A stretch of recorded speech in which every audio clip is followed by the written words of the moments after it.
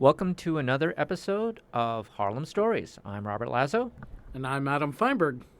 and this episode we are going to be talking about townhouses. Awesome. Harlem is filled with townhouses, and I think it's part of what helps make the neighborhood so unique. People talk about Brownstone, Brooklyn, but Harlem has got just as many townhomes as you'll see in these Brownstone, Brooklyn neighborhoods. And what is it that makes Harlem townhouses unique in comparison with Brooklyn? I don't know that necessarily that the townhouses are unique from Brooklyn, but I think it's really just the neighborhoods themselves and just the characteristics, the location, the feel for it. But I don't know necessarily that the townhouses are necessarily different. Maybe there might be in pricing, but maybe not. Okay, so do you want to talk a little bit about different types of townhouses? Yeah. So I think some of the most important aspects that we come across in terms of townhouses is the types of construction and some of the design elements. So, right now, I think a lot of people tend to call townhouses brownstones, and brownstones are actually a particular type of stone that's used in the front of the house. So not all townhouses are going to be brownstones. They could be of varying different construction elements. I think, when you're distinguishing, though, townhouses, like you could have like a single townhouse of one style, or you can have what's known as a row house. And the row houses tend to be, almost as the name implies, a row of houses, and they tend to be of a similar look and feel and style. So that discusses, a little bit of, that aspect. But townhouses can be made of the brownstone, which, is one of the more desirable styles. Also limestone, another desirable kind of material. And, depending on it, it could be marble, it could be brick. And, I guess some of the oldest brownstones would be wood frame or townhouses, would be the wood framed homes. Not too many of those exist remaining, but those tend to be some of the earliest homes in New York City. I'm thinking of one particular location, which isn't in Harlem specifically, it's in Washington Heights, which is Sylvan Heights. Oh, yeah, Sylvan Terrace. Sylvan Terrace is absolutely gorgeous, and it kind of has this almost like Revolutionary War kind of feel to the homes. So when you think, of the Battle of Harlem Heights, which was with George Washington, it was in that vicinity of where those homes went up. Okay, and those are wood framed. Those are wood framed, and actually something important to be aware of in terms of the wood framed homes, and this is something to be taken into consideration when people are considering buying a townhouse. Now, granted, usually the people that have the ability to afford a townhouse, it's not as much of an issue, but for the buyer that just isn't aware and doesn't want to get kind of sticker shock, is those wood frame homes are far more expensive to insure. Just because of housing code changes and the likelihood of in a fire of the entire home just going up in flames. So, as beautiful as they are far more expensive to insure. And just keep in mind, the typical townhouse in Manhattan, while they may be made of brick and stone, the interior is entirely framed in wood, unless it's a brand new construction. Which there are a handful of those, that can be found, but only a handful. So the vast majority of time, they are going to be wood framed on the interiors, even though the exterior is stone. Okay, and if someone is interested in purchasing a townhouse, what are the considerations that they should kind of have in mind? So, I think most people that are buying a townhouse, first off, they want a backyard. They want the privacy, they want the backyard, and, that is a component. Usually the homes that, at least in Upper Manhattan, the homes that are on avenues tend to have very small yards. So that is something that should be taken into consideration. The typical townhouse lot is going to be usually around 99 feet deep on a typical street, and that's your typical townhouse. Now, it's usually the width that varies quite dramatically, and the width is usually going to wind up determining how much natural light is going to wind up coming into the home. And with that natural light, especially, let's say, if you're comparing a home that might be 15 feet wide versus something that's 18 feet wide, you might have an additional window, on the exterior. So that's going to determine the amount of light that comes in. However, just the fact that these homes generally had very, very wide staircases, it eats into your usable square footage. So you really do feel a big difference, when you have those wider homes. So let me just, I'll go back to in terms of width, but you had just mentioned that if a townhouse is on an avenue, chances are it's going to have a smaller backyard? Correct. In most cases, correct. And if it's on a street, it will have a much larger or deeper backyard? Correct. And usually for most of the ones on the street, they have a pretty standard depth of 99 feet. And if we are talking about width, the significance of width has to do with the amount of light that will be, natural light that will be able to enter the house itself. Yeah, it's both natural light and your ability to use the space on the interior as well. Okay, so what's the range in terms of the different widths that you're familiar with in terms of townhouses? So I can tell you the vast majority of the townhouses that we tend to find in Upper Manhattan, they do tend to skew on the narrower side, with the vast majority being in the 15 to 17 foot wide vicinity. You can find, I've seen townhouses as narrow as 12 feet, kind of rare, but I have seen them.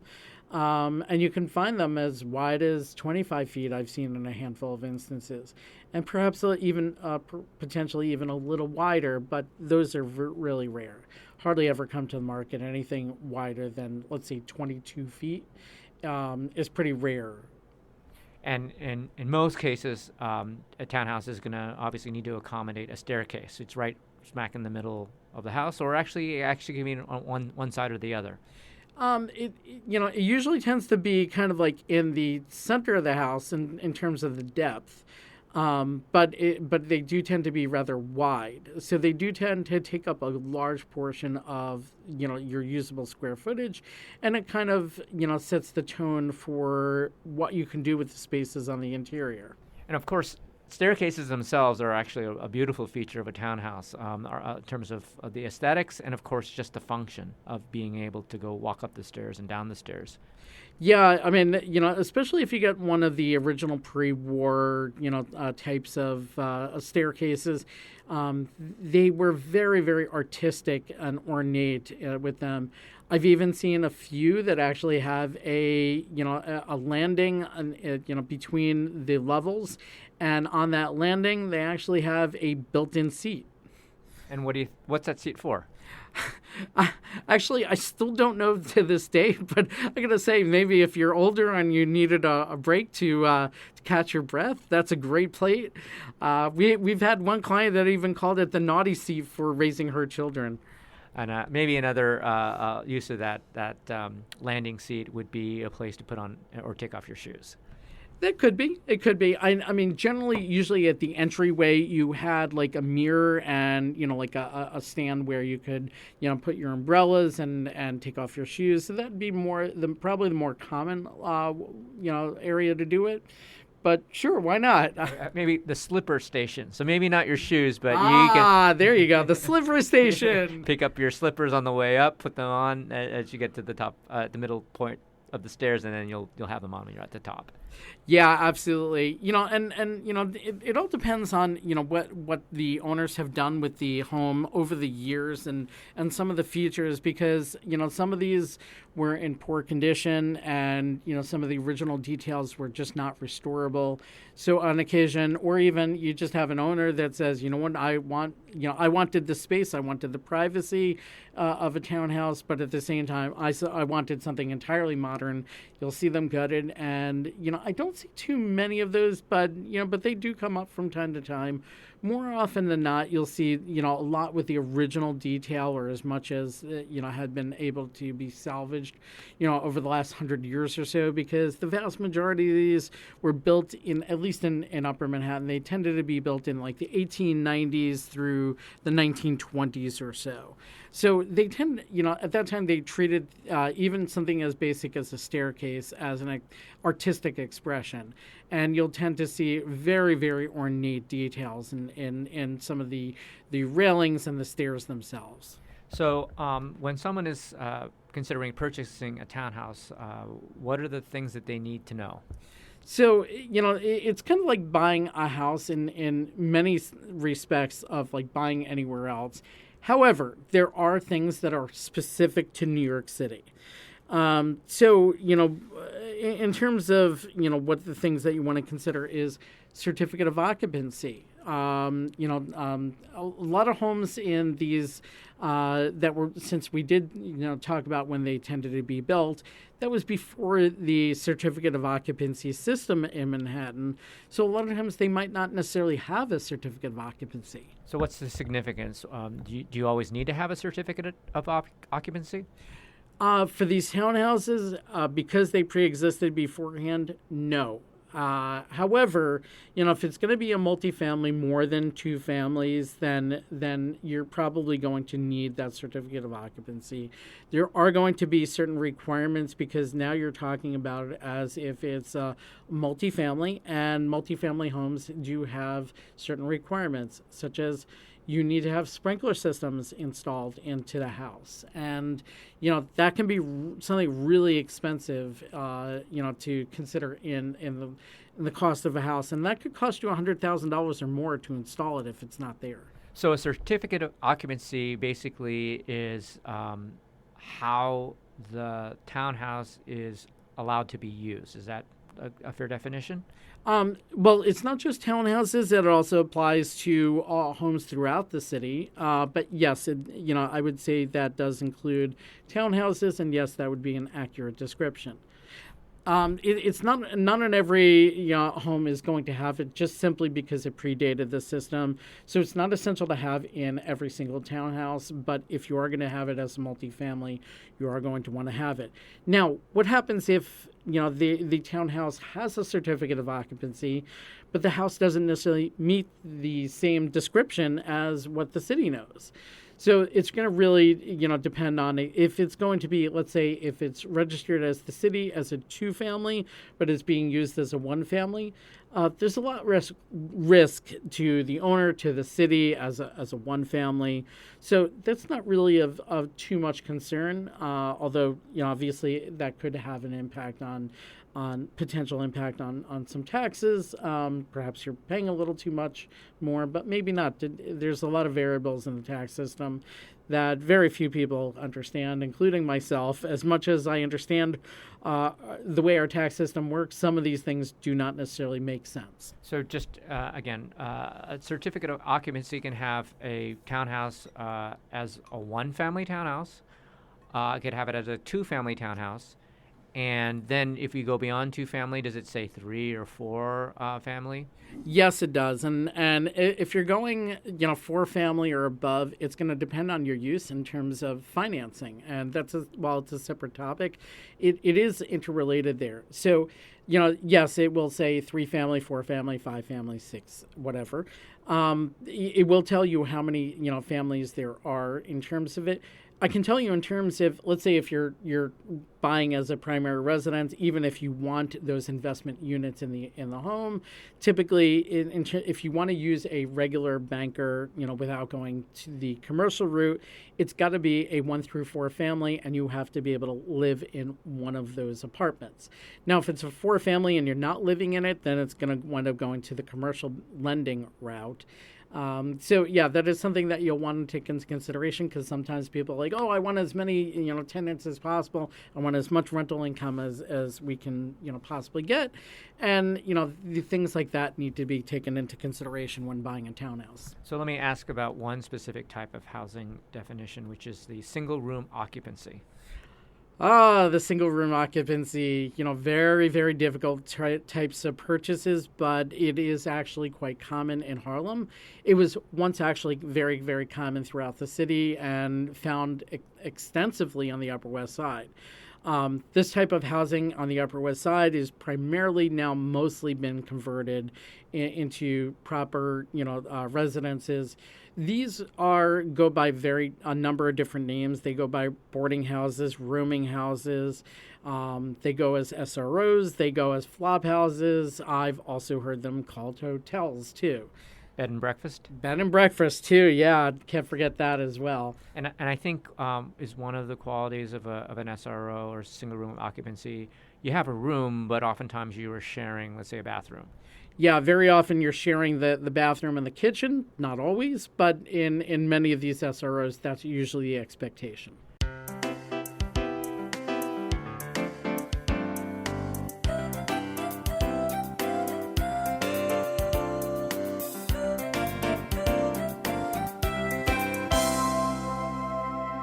What if a certificate of occupancy has it listed as an SRO? What are the things that need to be considered if that's the case?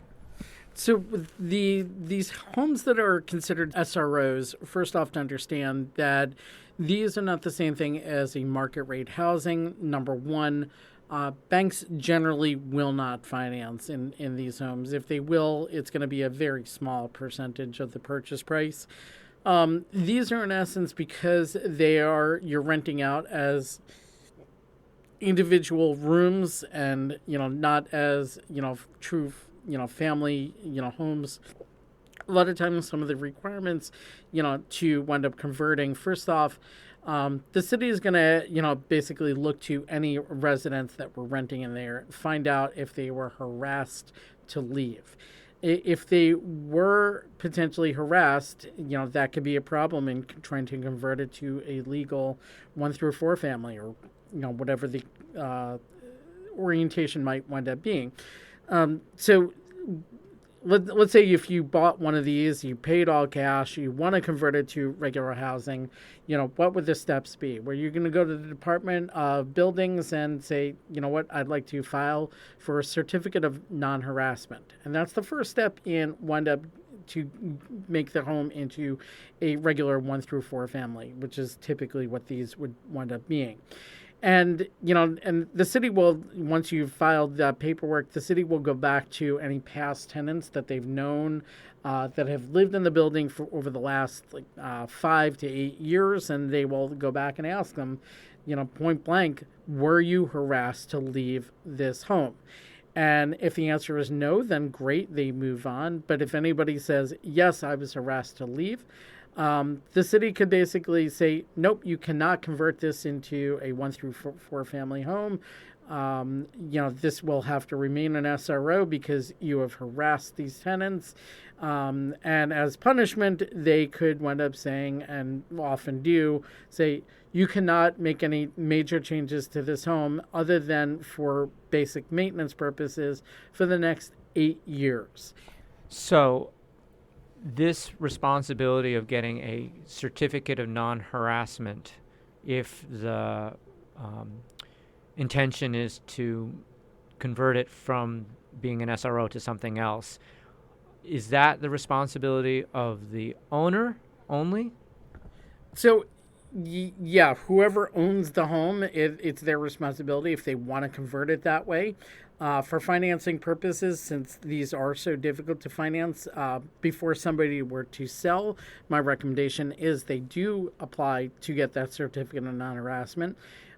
It could take a while before you actually get approved from the DOB, assuming that you're going to get approved.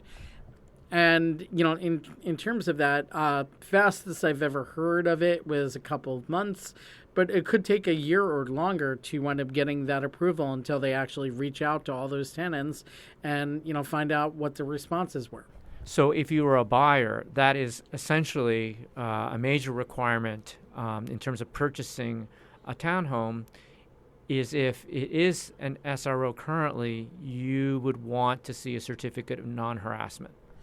Typically, yes, but there are buyers out there that do want to buy the home as an SRO. For instance, a lot of people are now using it as, quote, these bed and breakfast type of, environment, and rent them out and receive the kind of income that they're getting. But these are not really, an SRO is not really a bed and breakfast. You could have a tenant in there for a lot longer than just a weekend. Yeah, and in fact, you're gonna kind of bump up, and I don't know all the specifics on this. You'll want to speak to an attorney on some of these aspects, but yeah, these are typically going to be longer term, because now you're bumping up against like Airbnb and some of the requirements that were put in place against the Airbnb world. So yeah, you'll want to definitely consult with an attorney is number one, and number two, what happens if after a tenant stays at the house for 30 days or more, and they're quite savvy on the rent laws? So one of the big concerns on owning an SRO is that tenant can request, as long as they're there at least 30 days, they can request a rent stabilized apartment or rent stabilized lease. And as an SRO owner, you are obligated to offer it to them. So whenever you see in a townhouse listing that it is an SRO or categorized as an SRO, I guess what that means is if you were intending to use the home as a single family or a one or two family home, it can be challenging to get the certificate of occupancy updated unless you have a certificate of non-harassment. That's correct. So typically these might have a certificate of occupancy, or CFO. They might have the CFO listing it as like an 8 family or 10 family, and that's just reflective of the number of rooms. Suppose if you wanted it, as a single family, and, if you want to start making substantial changes to it, number one, it would need to be unoccupied. Number two, in order to legally do it, aside from just basic routine maintenance of the home, if you wanted to do a gut renovation, you could wind up getting fined from the DOB if you do not have the CFO reflecting a proper like one family at that point. So these things are very complicated to purchase. Without that certificate of non-harassment, and moving that in, it's going to be difficult to get financing. But there are people out there that might consider these types of things if they're looking for the rental income. And, you can wind up getting a higher rate of return on these, but they're definitely not for the uninitiated. They're definitely not for an amateur buyer. I would recommend that if somebody were to consider buying an SRO as SRO status, that they are a professional investor and they have experience owning and running rentals in New York City. So if you were a townhouse buyer, but you were interested in living in the unit, but maybe renting out another, let's say, room or floor, what would be the type of occupancy you would be looking for? Ultimately, you're looking to do whether they're 2 family, 3 family, and do it as a traditional, offer the apartment as a traditional lease. That's not to say that you couldn't move into an SRO and occupy some of the rooms yourself, a part of the home yourself, and then still rent it out as an SRO. But as we said, there are challenges of doing that, including the financing and, potentially having rent stabilized tenants in there, which you will never be able to easily get them out if you wanted to change the situation. So yeah, it's not exactly the easiest scenario to want to play out, but yes, there are people that might want to keep it that way. If you don't want to keep it that way, then you're going to want the house unoccupied. You're going to want that certificate of non-harassment, and then only then can you start consulting with an architect and start trying to convert it legally through the DOB and make all the changes that the DOB requires in order to make it like a 1 through 4 family. Great. Do you have any other things that you want to talk about in terms of townhouses? Yeah, well, townhouses, obviously we're talking about that in terms of if you're looking at multifamily aspects, if you're looking at buying, a home as a multifamily, let's say it's zoned as a 1 through 3 family, you're going to want to see what the setup sheet is. Now, if you're uninitiated with that term, it's basically the operating cost and the income that you're able to derive from the apartment. Obviously, it's on an estimated basis, but you can use that based off of like perhaps real bills that they're getting in, real Con Ed bills, real water and sewer bills that they're getting in. So that gives you at least some of the aspects over there. Taxes, a lot of times, and people ask me, about the tax structures on townhouses, and we know as agents that very often the property taxes in New York City are calculated based off of the value of rentals in the nearby area, and then they base it on on the value of the home, and they have algorithms and they have their process in which they do that. However, that said, it doesn't always make any kind of logical or reasonable sense. You'd have to, work with a tax certiorari in order to try and best figure out any kind of logic or reason some of the ways that the property tax structures are set up. So, yeah, that's definitely going to require certain expertise in order to understand it. But just know up front that that there's wide opportunities available. And sometimes they don't always make sense. But that's what a good agent is going to help you differentiate. In terms of other things like owning a townhouse, just keep in mind, and some of this is a little similar to what you'll find in the rest of the nation. Unlike with condos and co-ops, you are now responsible for maintaining the structure yourself. That is, something that not everyone thinks about or thinks about entirely. So, for instance, many years ago, the city made changes to the way the laws were set up in terms of maintaining sidewalks. So when it snows, you get a break for, I think, a couple of inches. But once it's more than a couple inches and a few hours have passed, you are obligated to shovel the snow. Or at least hire somebody to shovel the snow, and keep the sidewalk free of any obstacles like such as trip hazards, and also what happens if the sewer system backs up or you have a water main break and you're flooded.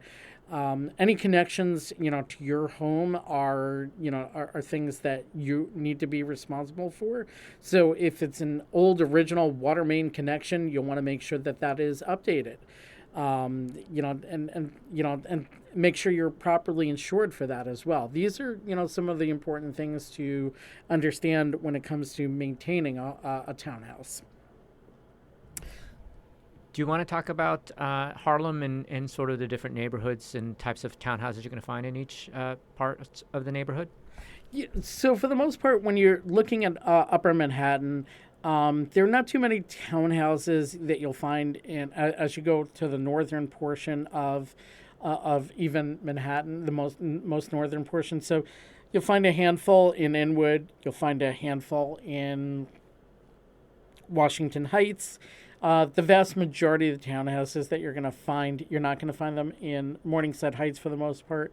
So the vast majority that you're going to find are going to be in Hamilton Heights and Central Harlem. In terms of there's those two neighborhoods actually have multiple historic districts. So those are going to be like the beautiful leafy kind of brownstone type blocks that you're going to find. And, there aren't as many shells available as there once were. When I remember moving into Harlem 15, 16 years ago, shells were plentiful in these neighborhoods. A shell is? A shell is basically just four walls and may or may not have a roof. So very often it's a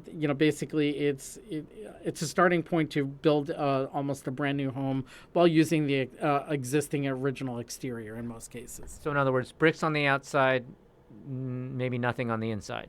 Yeah, quite possible. The floors, you might have floors inside, but they might be so unstable that you're pretty much considering no floors. So let's just say if there is a typical shell, and I'm just going to imagine, you see them every once in a while if you walk through the city. You'll see that, probably boarded up, right? And we can assume that someone purchased them, and decided, okay, if they want to renovate the townhouse, they're basically starting right smack in the middle of the brick. Yeah, and very often, and this is another consideration, because so many of these homes in Central Harlem and Hamilton Heights, they do tend to be in the historic districts, and quite frankly, the townhouses are really what makes the character of these historic districts. So that brings on limitations as to what you can do in terms of any kind of changes that you might want to make. Changing the interior is almost never an obstacle, but changing the exterior, especially anything street facing or visible from the street, that tends to be where the obstacles tend to lie. So, let's say you have the ability through the zoning of the particular house allows you to build an extra floor.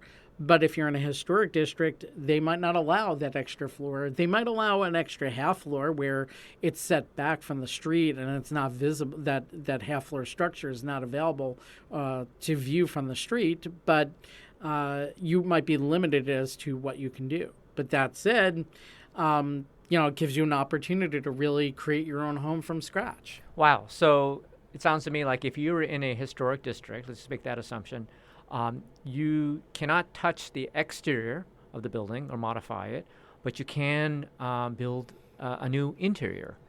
For the most part, there are exceptions that can be made, but sometimes these historic districts, it could take years to sometimes get a decision out of them as to what you might be able to change. I've heard stories about a townhouse that in the 1960s or 70s, they took the stoop out from the building, and now, come the 2000s, the new owners of the building, they want to restore it back to its original character. And as much as you would think that would be in the character of the historic district, it took like almost 2 years for them to get approval to restore back what originally existed.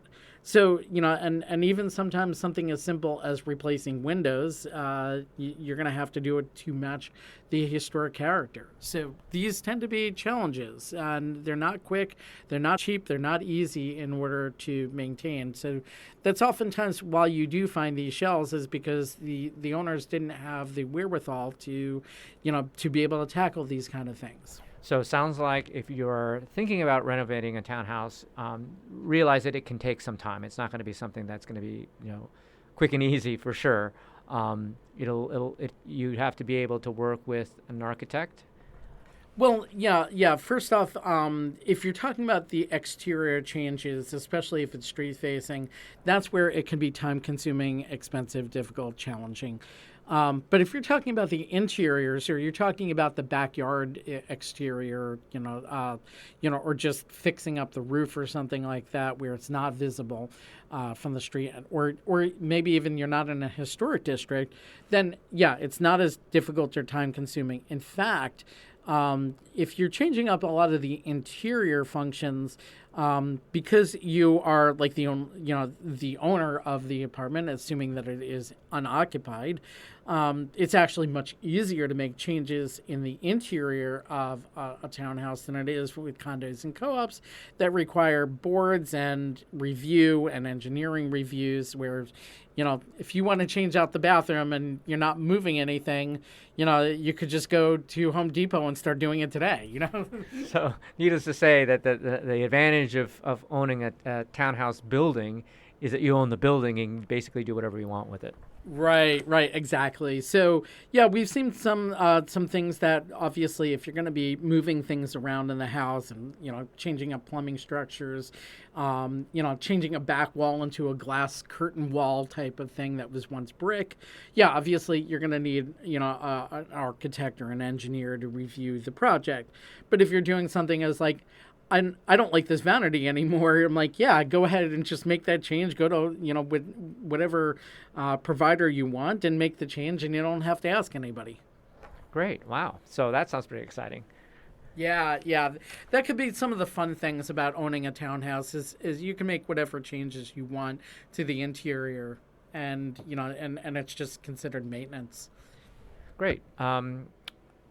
Other things to consider about townhouses you want to mention? Well, obviously, if you're, you are, and we've kind of mentioned this before, but owning a townhouse, you're responsible for maintaining the house and the structure yourself. So not everyone takes these types of things into consideration, and it's something that you can't forget about, because obviously if you have people tripping and falling in the middle of winter, that risk is on you, and that's also why townhouse insurance can be much more expensive. Yeah, obviously a major liability if someone hurts themselves. Yeah, exactly. Okay, so any final thoughts, Adam, on townhouses? You covered quite a bit, and I especially appreciate talking about certificate of occupancy, and also the fact that townhouse can provide a wonderful opportunity to rebuild from the inside, even though you obviously have to be careful if you're in a historic district about the exterior. Yeah, I think the one last thing I want to talk about, since this is Harlem Stories, there tends to be a lot of underground streams in Harlem. So, that's just something to keep in mind. It's not unusual to see some of the cellar spaces, they do have floods, so they do have natural waterways underneath. They do occasionally flood, so it's not unusual to hear that. It's something to keep in mind, especially for somebody that wants to try and convert that cellar space into some sort of usable space. Just know and understand the topography of the neighborhood, and before you start looking to make those changes, or even if it's in your head and saying, you know what, I want to buy this and start converting that cellar space. Well, food for thought. Great. All right. Well, thank you very much for joining us, and stay tuned for the next episode of Harlem Stories.